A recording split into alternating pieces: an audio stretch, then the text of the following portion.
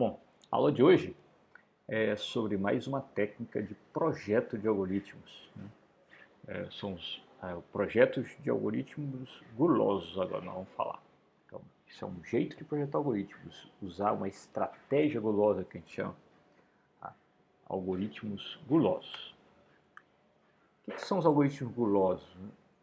Primeiro, assim como a programação dinâmica, eles estão muito associados à ideia de otimização, são muito aplicados à otimização. Você pode usar estratégia gulosa em qualquer tipo de problema, é claro. Vocês depois de entenderem vão perceber isso, mas eles são muito usados no contexto de otimização. E quando aplicados à otimização, eles usam o mesmo conceito de subestrutura ótima usado na programação dinâmica, que é você definir recursivamente a sua solução ótima. Subestrutura ótima é isso, você conseguir especificar de maneira recursiva a sua solução ótima. A sua solução ótima do problema maior em função dos menores. Apenas lembrando aí do que a gente já falou. Então, em gulosos também é muito interessante de ter isso, essa ideia de vou especificar minha solução completa em função da solução ótima de problemas menores. Só que na programação dinâmica, depois que a gente faz a especificação recursiva, a programação dinâmica, assim como a força bruta, ela tenta todas as alternativas possíveis. A diferença do recursivo, força bruta para a programação dinâmica é só que a programação dinâmica é mais esperta na hora de calcular subproblemas que já foram calculados previamente. Então ela evita a necessidade de ficar recalculando coisas. Mas a programação dinâmica tenta todos os caminhos possíveis, né, para achar a solução ótima. Os algoritmos gulosos são diferentes nesse ponto. Você não vai tentar todas as alternativas para achar a solução ótima. Você vai tentar fazer uma escolha sem saber o resultado final. Fazer uma escolha que te leva à solução ótima. Isso vai ficar mais claro nos exemplos, né? Então, a gente diz aqui, ó, que os algoritmos gulosos fazem escolhas com base em dados locais para encontrar boas soluções. Em muitos problemas, para encontrar soluções ótimas. Mas por que eu falo em muitos problemas para encontrar solução ótima? Porque você pode usar a estratégia gulosa para encontrar soluções aproximadas, que nós chamamos, que são soluções boas, mas não garantidamente ótimas. Isso é bastante comum, você usar alguma estratégia gulosa para achar uma boa solução, sem garantir que seja a melhor possível. As coisas ficam mais claras quando a gente instancia, mostra um exemplo. Nós vamos falar aqui de um problema prático conhecido na literatura, que é o problema da seleção de atividades. Nós vamos ver que existe solução gulosa para esse problema, que é um problema de otimização.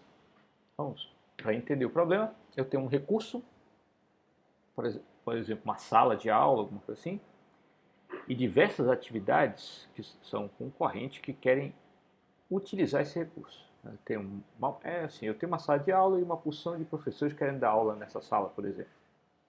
E cada atividade tem um horário em que o professor quer começar e quer terminar.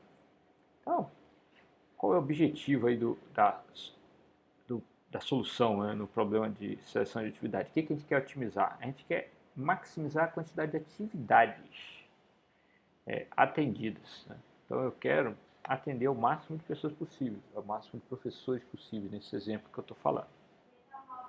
Então, o máximo de atividade possível, é isso que eu quero. Quero maximizar o número de atividades atendidas. Só que tem restrições, eu não posso colocar 2 professores para dar aula no mesmo momento, né? Então é necessário que 2 atividades escolhidas não tenham interseção no tempo. Essa é uma característica do problema. Aqui tem um exemplo de seleção de atividade, uma tabelinha aqui, onde eu numero as atividades, 1, 2, até a 11, então de 1 a 11, tem 11 atividades, e eu aqui digo quando começa e quando termina. Tá? Então, aqui a atividade 1 começa num tempo 4, e termina no tempo 6. Isso aqui é alguma unidade de tempo que a gente está usando. Podia ser às 2 da tarde, ou às 4 da tarde até 6 da tarde, por exemplo, alguma coisa assim. Mas vamos considerar só uma marcação de tempo aqui, genérica. Começa no tempo 4, termina no tempo 6, começa no 6, termina no 9, começa no 1, termina no 6, e assim vai. Por exemplo, a atividade 7 começa no tempo 6, termina no tempo 10. Tem uma figura aqui, no slide seguinte, que talvez ajude a visualizar melhor isso. Eu peguei essa tabela, aqui são as atividades, ó. As atividades estão aqui, de 1 a 11, são as mesmas atividades da outra tabela, e aqui os tempos de início e término, eu marquei aqui naquele formato de cronograma, então eu tenho, ó, o A1 começa no 4, termina no 6. Notem que o A2 começa no 6 e termina no 9. Então eu não posso atender essas duas atividades na mesma sala, porque elas têm interseção no tempo. Aqui, ó, interseção no tempo me impede de colocar as duas atividades. E o problema então é qual o máximo de atividades que eu consigo colocar numa sala, de maneira que você não tenha, para qualquer par de atividades, incompatibilidade. O que é incompatibilidade? É interseção no tempo. Aqui eu pintei umas atividades de azul, outras de preto, só para facilitar a visualização, tá? Mas isso é início e fim aqui. Não tem distinção entre as atividades, não. Não tem atividades azuis e pretas, é tudo igual. Apenas foi marcado para melhorar a visualização da tabela. Como que a gente resolve isso? Uma possibilidade é fazer uma especificação recursiva e tentar resolver usando a força bruta, pegando a definição recursiva e implementando o programa recursivo. Nós vamos ver que isso é possível. Depois nós vamos para uma segunda alternativa, seria usar a programação dinâmica. E depois vamos ver que esse problema admite solução gulosa ótima. Ou seja, dá para aplicar uma técnica gulosa aqui. Aqui a especificação do problema, para ajudar a gente a entender a definição recursiva desse problema. Aqui eu vou definir esses conjuntos, que cada S, I e J é um conjunto de atividades. O que é o conjunto S, I e J? É o conjunto de atividades compatíveis com a atividade I e J que estão entre a atividade I e a atividade J. Né? O que são essas atividades? São as atividades que começam depois do fim da I e terminam antes do início da J. Então, um jeito de dizer, esse S e J são as atividades que estão entre a atividade I e a J. As atividades compatíveis que estão entre a I e a J. Né? Aqui tem um exemplo para vocês verem. Quanto que é o S de 4, 11? Vou pegar o 4 aqui. Ó.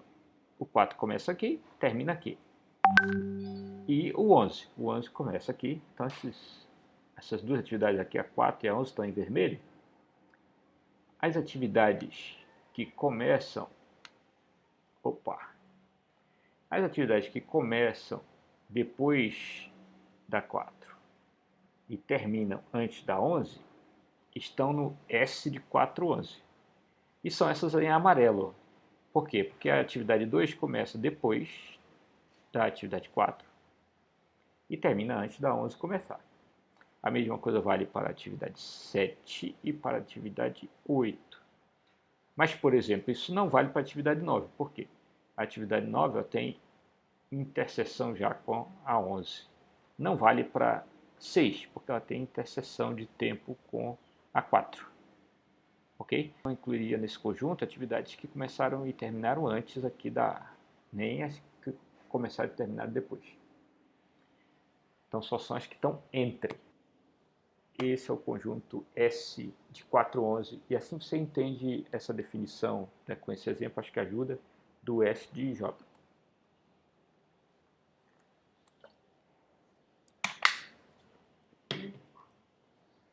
Bom, depois que eu tenho isso aqui, a gente consegue ver a especificação recursiva da solução ótima do problema da seleção de atividades e também entender como uma questão de escolha. Qual que é a ideia? Eu vou explicar aqui nesse quadro um pouquinho do qual é a ideia de como é que eu encontro a solução ótima? Você cria uma atividade artificial aqui, que seria um A0, e uma outra atividade artificial, que seria N+1, que são atividades que começam antes do início dos tempos, termina antes do início dos tempos, né, a primeira aqui, e uma outra que começa depois. Para quê? Para que o S de 0, N+1, tenha todas as atividades aqui no meio. Essa que é a ideia. Então você cria aí um 0 e um N+1, tal que o S de 0, N+1, ele dá isso aqui tudo. Ou seja, todas as atividades estão entre o S0 e o N+1. Dado isso, agora pense na solução ótima. Vai escolher ou essa atividade, ou essa, vai escolher alguma dessas atividades aqui do meio. A solução ótima para o 0 até o N+1, escolhe alguma atividade aqui do meio. Tá? Ok. Se a atividade for A4 aqui, eu posso dizer que essa solução ótima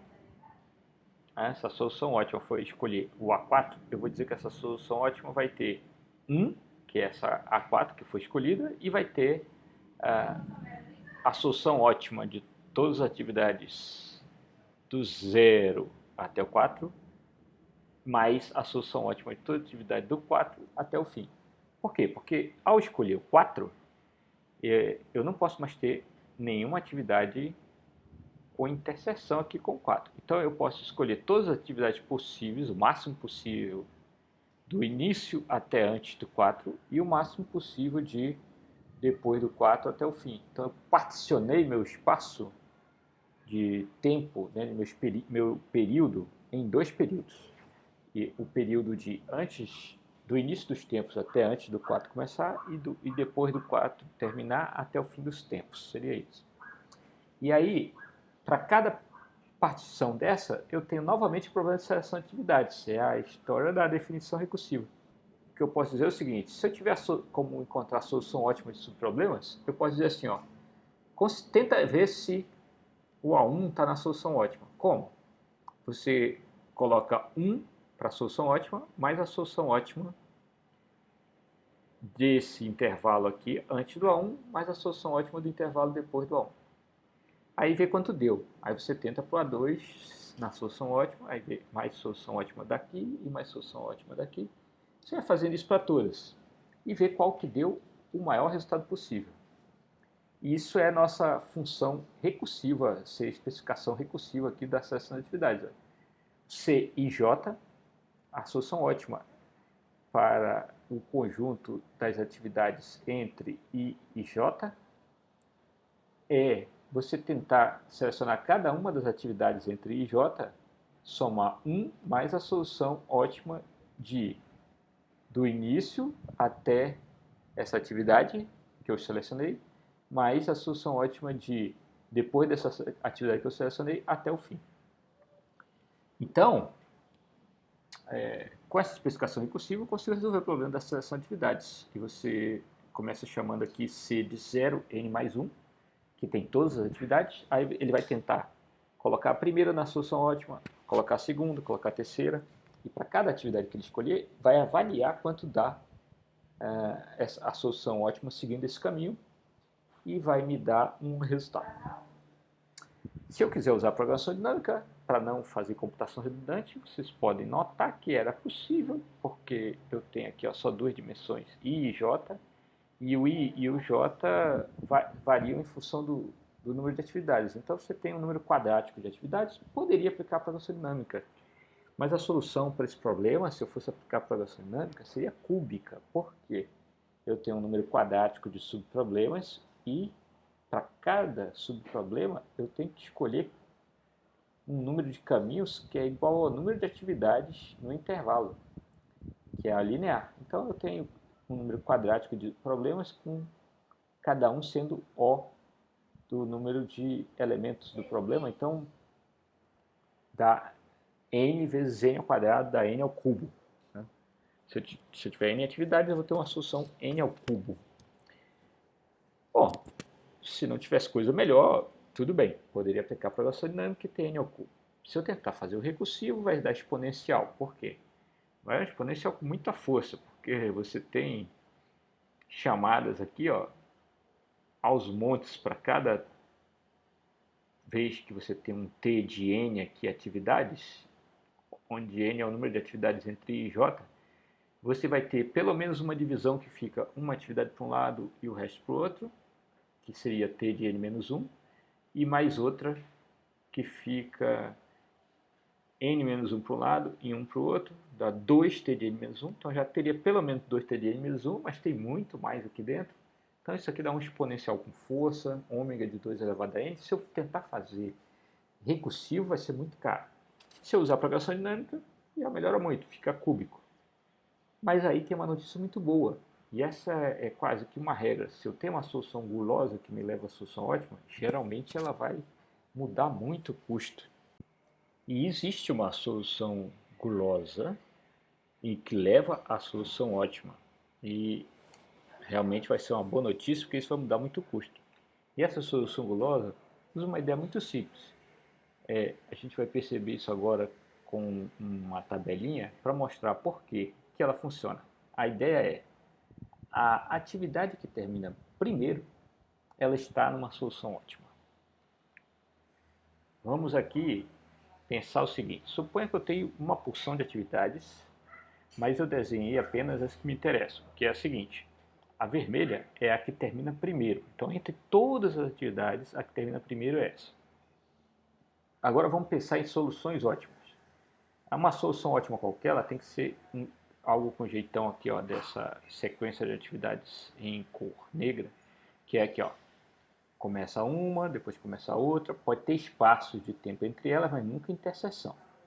Suponha agora que essa roxa é a primeira delas, então a solução ótima poderia ser essa roxa e mais uma sequência de sabe lá quantas dessas outras atividades aqui, todas sem interseção no tempo. Se a primeira atividade da solução ótima é essa roxa, vocês não conseguem enxergar que eu posso apagar essa roxa da solução e colocar essa vermelha? Se eu fizer isso, a solução continua com o mesmo tamanho. Ó, eu tenho, por exemplo, aqui, se a solução ótima fosse só essa, essa e essa. Então tem 3. Aí eu pego a primeira delas e substituo pela vermelha. E continua tendo 3, continuam sendo compatíveis, então também é uma solução ótima. Uma outra possibilidade seria a primeira atividade da solução ótima ser essa outra roxa aqui. Não teria mais essa roxa agora, seria essa preta aqui e essa outra preta aqui.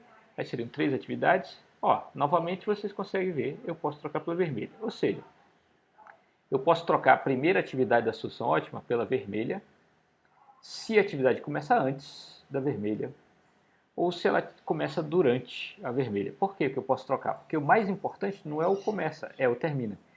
A vermelha termina antes da primeira solução da solução ótima. Se ela termina antes, todas as outras soluções da solução ótima têm que começar depois dessa primeira. Então, quando eu trocar pela vermelha, o máximo que vai acontecer é passar mais tempo com a sala desocupada, mas não vai deixar de ser uma solução ótima. Então, por exemplo, nesse exemplo aqui, ó, eu tenho 2, se eu trocar a roxa, tenho 3 soluções, 2 preto mais a roxa dá 3. Se eu trocar essa primeira pela vermelha, continua tendo uma solução de 3, seria vermelha, preto, preto. Trocaria o roxo, preto, preto por um vermelho, preto, preto. Esquecendo essa roxa aqui e ó, agora olhando para essa segunda roxa aqui. Se eu trocar pela vermelha, continua tendo ó, vermelho, preto, preto, 3, no lugar de roxo, preto, preto, que tem 3. Então eu estou mudando a solução ótima. Pode ter mais de uma solução ótima, mas o que eu quero dizer é o seguinte, a vermelha está numa solução ótima. Isso é o mais importante. Por que ela está? Porque ela é a que termina primeiro. Tem uma possibilidade que a gente poderia imaginar. Bom, a primeira da solução ótima começa antes, durante, agora eu estou considerando, e se a primeira começar depois? Será que funciona o que a gente falou? Se a primeira começar depois, aí eu vou ter ó, roxo, preto, preto. Seria, por exemplo, a minha solução ótima. Só que essa solução não é ótima. Por quê? Vocês concordam que eu posso agora copiar a vermelha para a solução ótima? Vermelho, roxo, preto, preto. Então, se alguém me disser que a primeira da solução ótima começa depois da vermelha, eu vou dizer, isso não é uma solução ótima, porque eu posso incluir a vermelha na solução e vai ter uma atividade a mais. Tá? Então, o que eu posso dizer? Se tiver uma solução ótima qualquer, que não usa a atividade que termina primeiro, que nesse exemplo é a vermelha, então eu posso pegar a primeira das atividades da solução ótima, apagar e trocar pela vermelha. E vai continuar sendo uma solução ótima. Essa é a ideia. Mais do que isso, se realmente a solução que você está me dando inicialmente é uma solução ótima, eu sei que a primeira das atividades ela tem interseção com a vermelha, porque se não tiver, vai ser esse caso aqui de baixo, e esse caso de baixo não é uma solução ótima. Então a solução ótima original era falsa. Espero que com isso vocês tenham entendido. Reflitam aqui um pouco sobre o que eu estou falando, né? Sobre soluções ótimas. Faça essa reflexão e talvez aí vocês tenham uma dúvida. Se tiverem, poste lá no nosso sistema, no nosso painel, no nosso mural, para que ou eu ou um outro aluno tire sua dúvida. Vamos seguir. Eu tenho então uma subestrutura ótima, bem clara aqui, uma definição recursiva, e eu posso resolver com programação dinâmica, mas eu descobri que eu tenho como encontrar um caminho só. Qual que é a vantagem de ter uma solução gulosa? Essa figura aqui é para tentar explicar isso. Ó. Na nossa definição recursiva, lá, força bruta, quando eu entro com o problema aqui C de 0 até n-1, ou seja, eu dou todas as atividades como entrada, porque todas as atividades estão entre esse tempo zero, entre essa atividade 0 e n-1 fictícias. Então, o meu problema original, para eu descobrir a solução ótima para ele, eu tenho que tentar esse caminho, depois tentar esse, depois tentar esse, tentar um monte de caminhos. Que caminho são esses? Eu posso tentar o caminho de pegar a primeira atividade e selecionar, e aí vem o custo de pegar do zero até ela e o custo de pegar dela até a n mais 1. Ah, eu posso considerar que a segunda está na solução ótima, tentar ver. Aí eu tento por esse caminho, tento por esse, tento por esse, tento por esse, assim vai. É isso que faz o exponencial, porque eu tento todos os caminhos. Aí, para cada caminho desse, eu vou dividir em subproblemas que vai me fazer tentar um monte de outros caminhos. E essa árvore aqui vai ficar uma árvore com uma cardinalidade muito grande e ela vai diminuindo no caminho mais profundo de um em um só, e isso vai me dar uma árvore com uma quantidade explosiva, exponencial de possibilidades para eu investigar. A solução de programação dinâmica continua tentando todas as alternativas, ela só é esperta para ver que alguns casos aqui, quando eu já computei, eu não preciso computar de novo. Isso reduz o custo da solução para cubo. O que é a solução gulosa? A gente vai ver aqui a nossa solução gulosa, ela simplesmente decide o seguinte: a atividade que termina primeiro faz parte da solução ótima. Então eu vou escolher um caminho. Nesse caso, então, como é que eu devo implementar a solução gulosa? Você ordena as atividades por tempo de término, pega a que termina primeiro e diz que ela está na solução ótima. Quando ela está na solução ótima, o que você faz? Você tira todos que dão um conflito com ela, sobra um conjunto. Você pede para achar a solução ótima para esse conjunto, que é pegar a que termina primeiro e fazer a mesma coisa de novo até acabar. Qual que é a diferença de fazer isso, né, o guloso para os outros? Esse desenho aqui tenta mostrar isso. Ó. Ao invés de tentar todas as possibilidades, eu adivinhei o caminho certo. O que é? Qual é o caminho certo? Pega a que termina primeiro. Suponho que esse rosa aqui é o caminho de pegar a atividade que termina primeiro. Então vejam que para solucionar o problema completo, nesse caso aqui, ao invés de ter um N grande aqui, vai ter um conjunto grande de alternativas, nesse caso especificamente N alternativas, eu vou, e ter que explorar todas elas, eu vou explorar só uma. Essa é a ideia do guloso, eu exploro só uma. E como é que eu tomei essa decisão de ir para esse caminho aqui? Eu usei dados locais que eu tenho aqui. Quais são os dados locais? Eu sei os tempos de término de todas as atividades aqui, e eu peguei a que termina primeiro e escolhi o caminho de seguir por ela. Então, por exemplo, se fosse a 2 que termina primeiro, eu ia escolher o caminho de, olha, vai ser a 2 que vai vir para cá. Tá? E como ela é a que termina primeiro, a gente vai ver que não vai ter atividade compatível entre o início e ela. E aí, consequentemente, o resto da minha solução vai ser da que termina primeiro até o fim dos tempos. Né? Então, nem vai precisar testar o 0,2 aqui, se fosse o 2 o caminho. Mas esse desenho é para tentar explicar a essência do guloso e onde tem ganho nele. Na programação dinâmica, eu ia testar. Deixa eu ver se a solução ótima é com 1, é com 2, é com 3, até N. No recursivo, a mesma coisa. Deixa eu ver se é com 1, 2, até N. A diferença do recursivo para o dinâmico é só que eu faço de um jeito mais eficiente no dinâmico essa exploração de todos os caminhos. E aí, o que faz o guloso? O guloso pega os dados que você tem à mão. Peraí, eu não vou tentar ver quanto que custa se eu vier para cá, quanto que custa se eu vier para cá, e assim vai.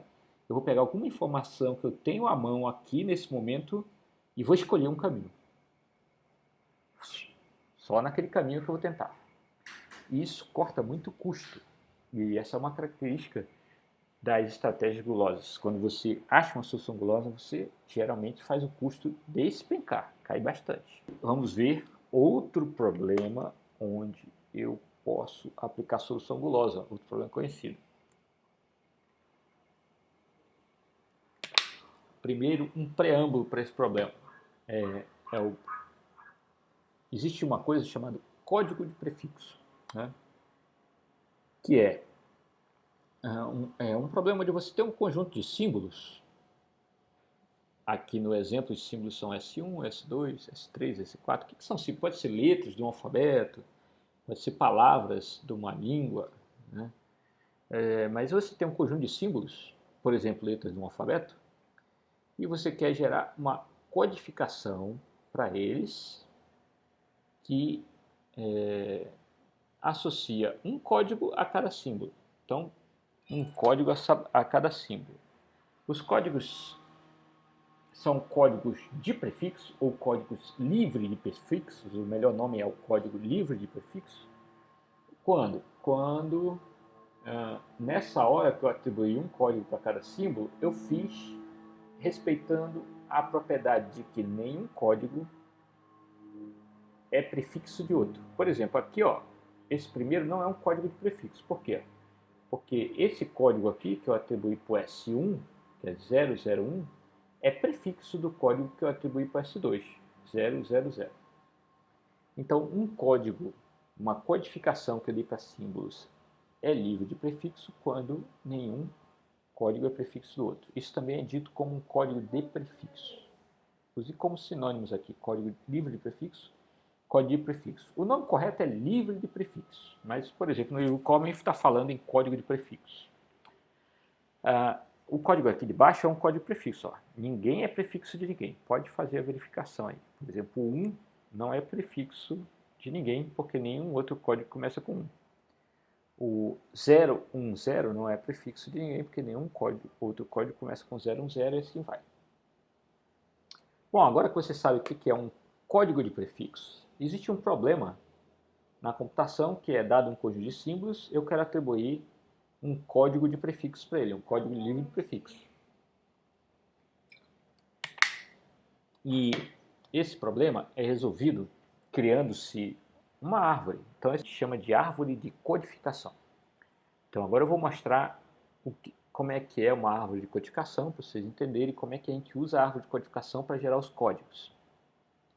E aí sim nós vamos chegar no problema onde nós vamos aplicar solução gulosa. Para entender o que é uma árvore de codificação, vamos ver esse exemplo aqui de símbolos. Eu tenho símbolos. Aqui seria o equivalente ao meu S1, S2, S3, S4 do slide anterior. Eu tenho esses símbolos da letra A até a letra F e eu quero gerar códigos para eles. Além disso, já para começar a antecipar coisas para frente, vamos considerar que a gente tem frequências. Aqui, ó, tá vendo frequências? são frequências dos meus símbolos. Quer dizer, a letra A ocorreu 7 vezes num texto, a letra B 3, a letra C 1, assim vai nesse meu exemplo hipotético. Tá? Vamos criar uma árvore de codificação. A árvore de codificação pode ser criada juntando-se elementos 2 a 2. Assim, ó. E repetindo o processo, você junta 2 e repete o processo recursivamente até que sobe somente um. Olha só, eu tinha aqui 6 símbolos e eu peguei e juntei o 7, o A com o B, num símbolo só. É como se agora fosse aqui o símbolo AB, depois o C, D, E, F. E o símbolo AB, agora eu vou juntar novamente, vou fazer a operação de novo. Então agora eu tinha, ó, esse símbolo AB, o C, o D, o E e o F, eu posso juntar quaisquer dois de novo. E juntei o EF e ficou assim. Aí, agora eu tenho 1, 2, 3, 4 coisas que eu posso juntar.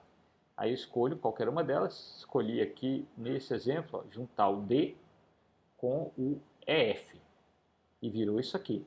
Agora eu tenho um DEF aqui, ó. Esses 6 representam o D, o E e o F. Eu posso chamar de DEF. E eu tenho o AB, o C e o DEF. Aí eu vou juntar de novo. Né? Posso juntar quaisquer dois.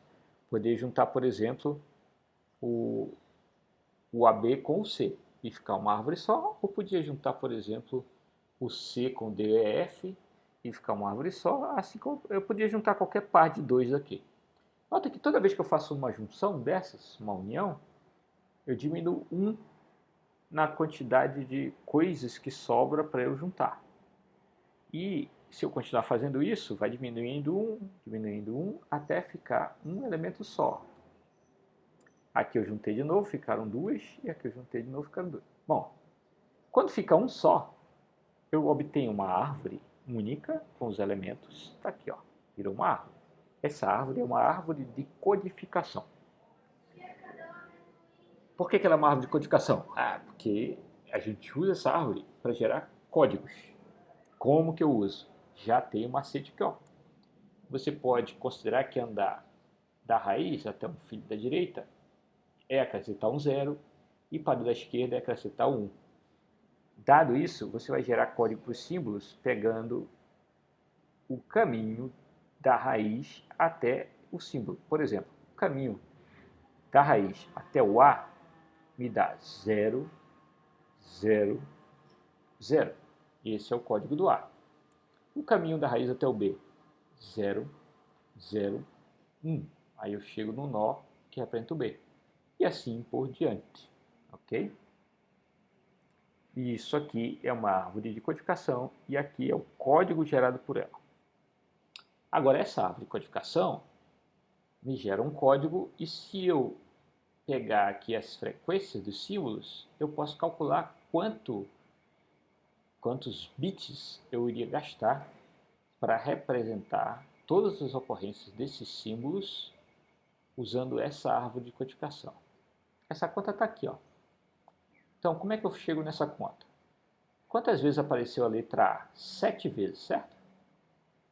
7 vezes 3 é o número de bits que eu vou precisar para representar todos os A's. Porque o 7 é o número de vezes que aparece o A no texto. E o 3 é o tamanho do código que eu gerei para o A.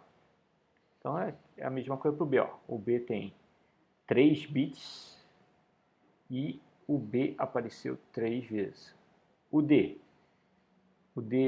C tem 2 bits e o C apareceu uma vez. Assim vai. Então se eu fizer essa conta aqui, eu tenho a quantidade de bits necessária para representar todas as ocorrências desses símbolos num texto. Tá? Um texto onde o A apareceu 7, o B 3, assim vai, eu vou ter a quantidade de bits. Então, usando essa árvore de codificação aqui, eu gastaria 49 bits para representar todas as ocorrências dos símbolos. Se vocês olharem, eu tenho 17 símbolos ocorrendo nesse texto, 17 ocorrências de símbolos nesse texto, essa soma aqui, né? Se eu fosse usar um código de tamanho fixo, ao invés de usar código de prefixo, usasse uma codificação de tamanho fixo. Para representar 6 símbolos, eu preciso de 3 bits, né? É teto de log de 6, 3, dá 3. Então, eu teria que gerar algum código, se fosse de tamanho fixo, de 3 bits. Se eu tivesse 3 bits por símbolo, 3 vezes 17 me daria 51 bits.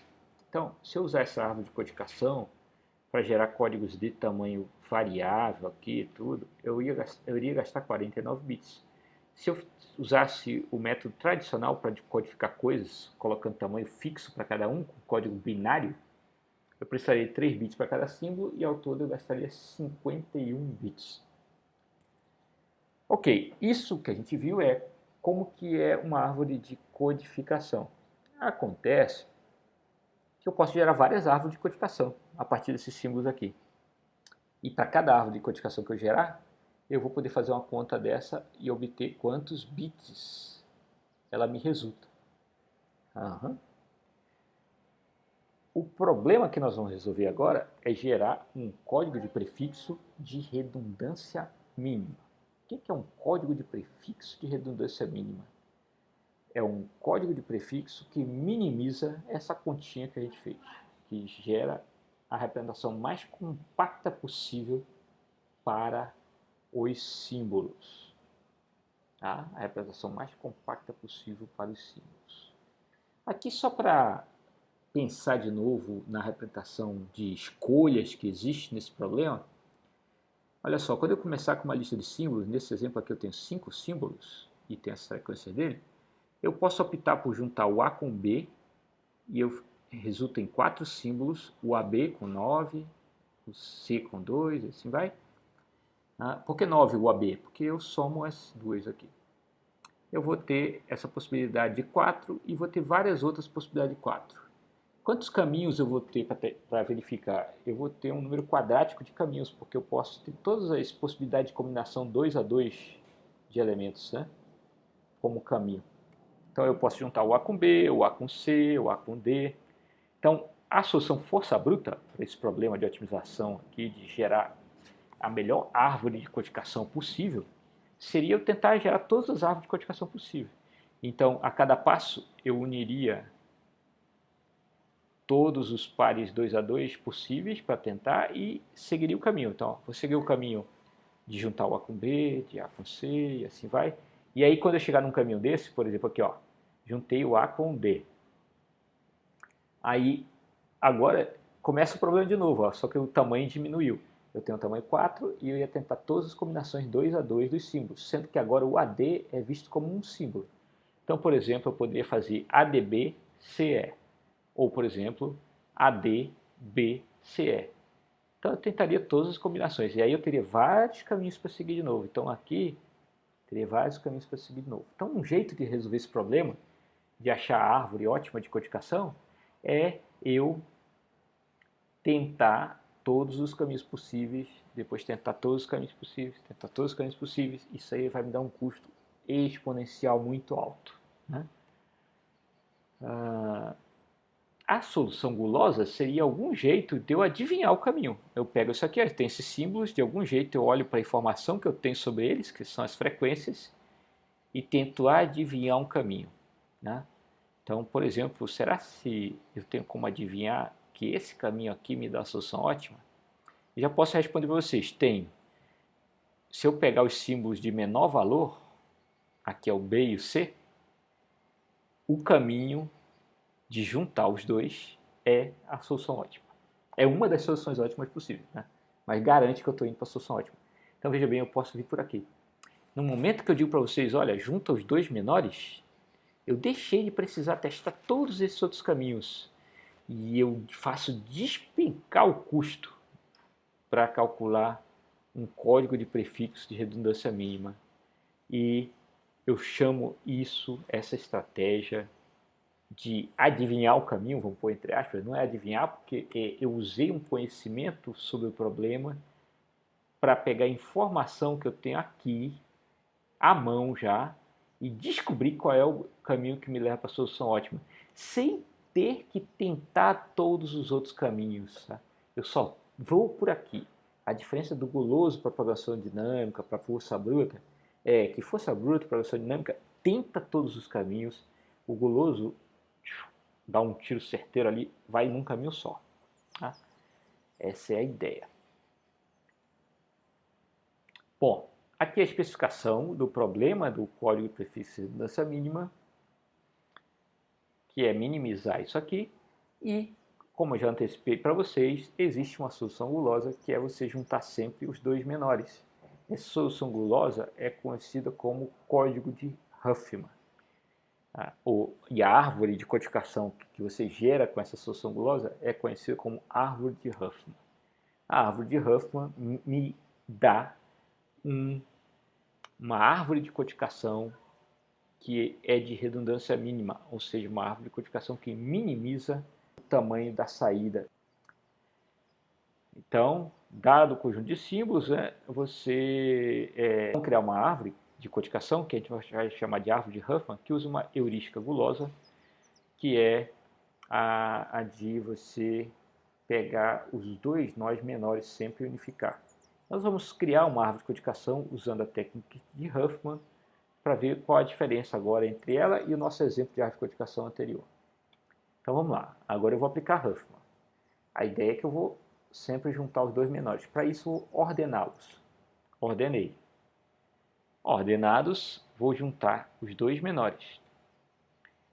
Então, C e o D foram juntos aqui. Então, é como se eu tivesse agora uma entrada que aqui é o CD, E, F, B e A. Tá?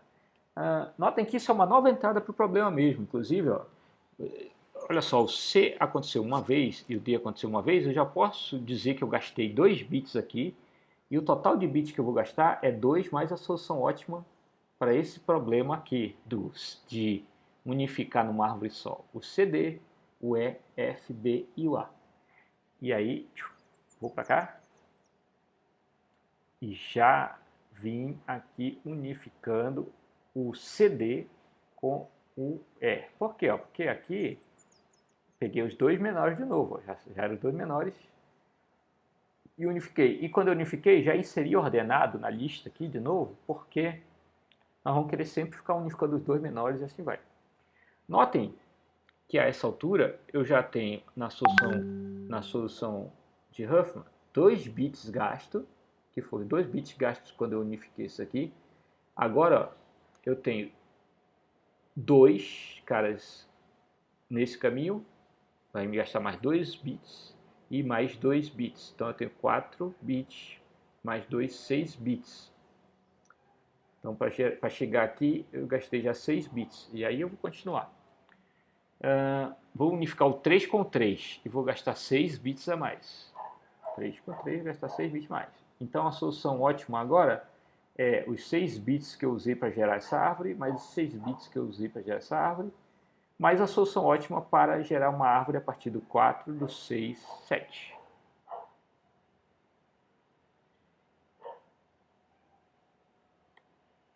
E dá isso aqui, né? E que na verdade então eu juntei o 4 com 10, então eu tenho mais 10 bits, 10 mais 6 mais 6, 22 bits. E mais, agora o quanto que eu vou gastar aqui para unificar essas duas árvores.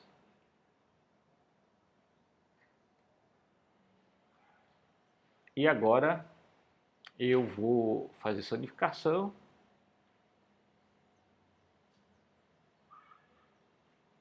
E me deu mais 17 bits. Então, o meu custo total vai ser os 17 bits mais os 22 que eu tinha antes. Né? 17 mais 22 dá 39.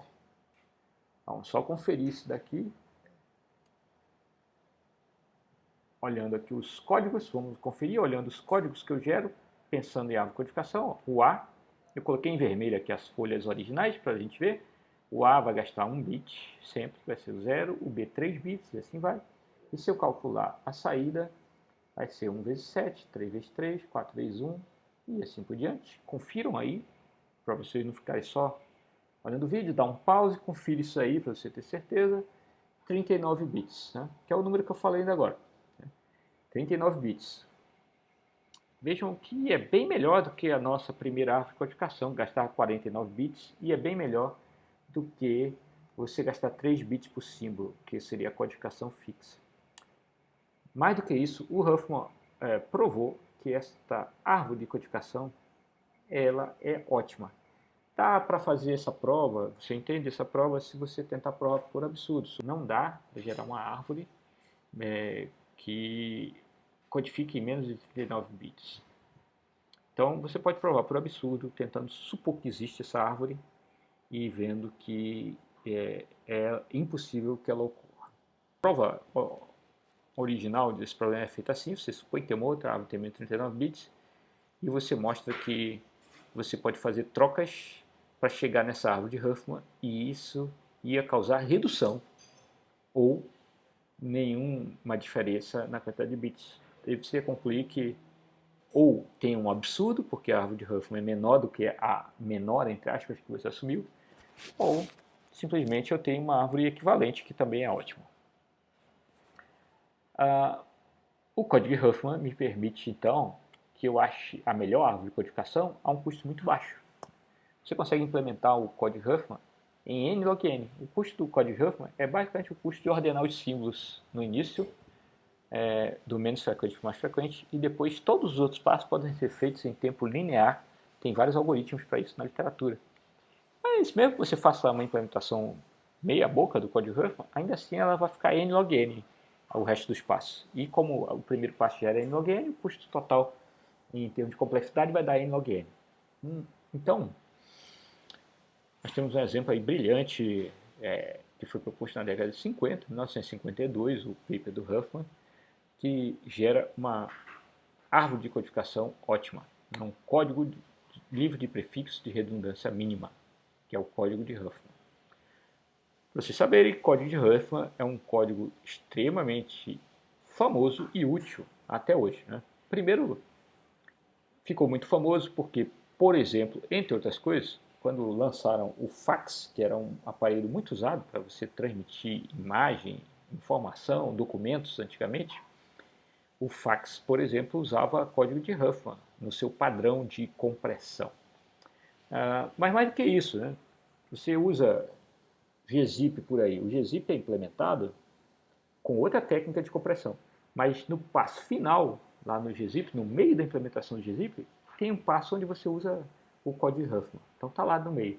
Se você pegar o padrão, esses padrões de codificação de imagem, eu não tenho acompanhado aí as últimas versões, mas se você pega um padrão desse JPEG, provavelmente ainda é assim até hoje, ele usa uma técnica qualquer de compressão.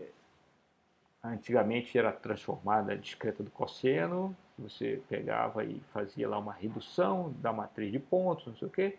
Mas o mais importante que eu quero dizer é o seguinte, lá no meio você fazia umas transformações na imagem e você gera um conjunto pequeno de pontos e lá, nesse conjunto pequeno de pontos, você acaba, num dos passos, usando codificação de Huffman para gerar o seu JPEG final. Só queria dizer que no meio do JPEG você pode ter execução do código de Huffman como parte do processo. Então o código de Huffman é um código bastante famoso, bastante empregado.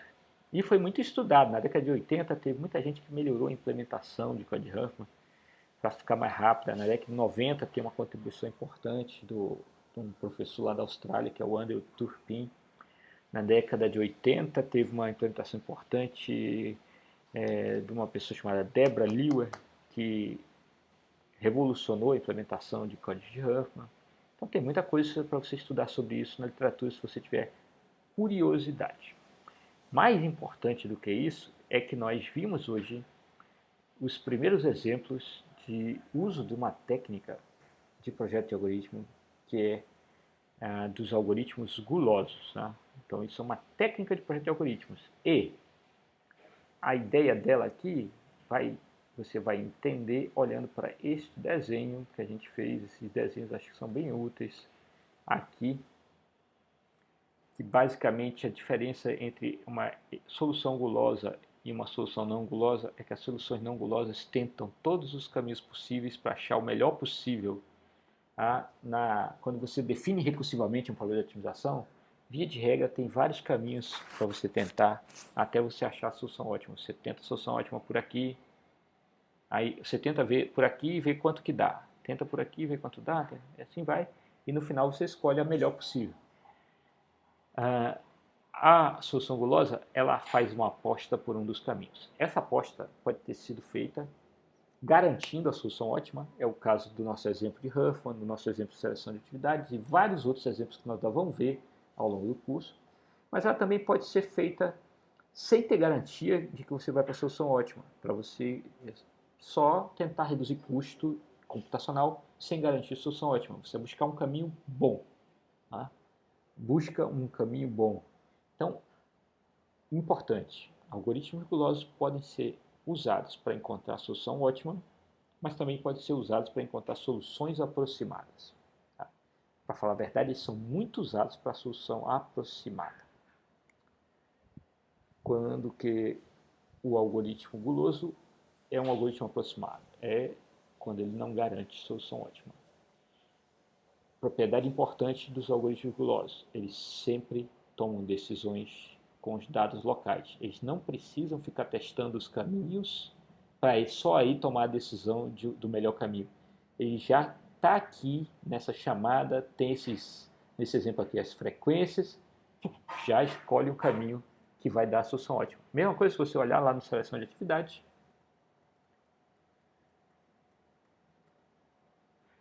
Mesma coisa aqui, ó. Eu tinha a especificação recursiva que me dá a solução ótima depois de eu testar um monte de caminhos e eu vim com a solução gulosa, que é escolha a atividade que termina primeiro. Aqui nessa instância, quando eu estou executando, eu sei qual o tempo de término de todas as atividades que estão aqui no subproblema e eu posso escolher facilmente qual que termina primeiro. Isso é o que a gente diz de fazer escolha com informação local, ao invés do contraponto, que seria escolha com informação global. O que é a escolha com informação global? Tenta todos os caminhos, depois volta para cá e vê qual é o melhor possível. Depois de analisar todas as alternativas. Isso é a escolha global. O local, que é o que o guloso faz, pega os dados que você tem aqui e sem tentar ver todos os caminhos, sem ter que checar todos os caminhos, escolha o melhor. Escolha um bom ou escolha o melhor. Se for um guloso para solução ótima, escolha o melhor. Se for um guloso para heurística de aproximação, escolha o bom. Bom, por hoje é isso. Nós temos aí uma introdução a algoritmos gulosos. Nós vamos ver vários exemplos de algoritmos gulosos ao longo do curso, mais alguns, né? Então, teremos outras oportunidades de ver soluções gulosas sendo aplicadas. Mais uma técnica de projeto. Agora nós já vimos divisão e conquista, já vimos programação dinâmica e já vimos algoritmos gulosos. Já vimos 3 técnicas de projeto de algoritmos. Vamos parar por aqui.